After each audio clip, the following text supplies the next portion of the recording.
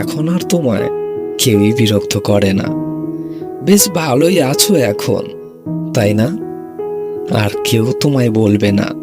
হই, একটা বার তোমার হাতটা ধরি, একবার জড়িয়ে ধরি তোমায়।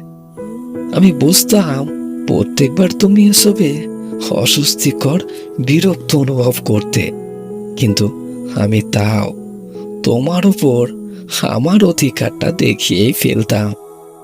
তোমার সাথে থাকলে আমি নিজেকে তোমার মধ্যে হারিয়ে ফেলতাম। তোমার সাথে কাটানো প্রত্যেকটা মুহূর্ত আমার কাছে সুন্দর ছিল, কিন্তু তোমার কাছে ঠিক তার উল্টোটা। তুমি সব সময় বিরক্ত অনুভব করতে, মুক্তি চাইতে আমার থেকে।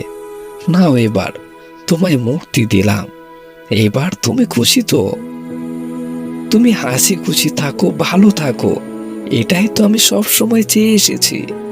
আমার অনুপস্থিতিতে যদি তুমি ভালো থাকো, তবে তাই হোক, তবুও তুমি ভালো থেকো। গল্পটি কেমন লাগলো? যদি ভালো লাগে থাকে, লাইক, কমেন্ট, শেয়ার এবং সাবস্ক্রাইব করতে ভুলবে না। আর হ্যাঁ, দেখা হচ্ছে খুব শীঘ্রই পরের ভিডিওতে।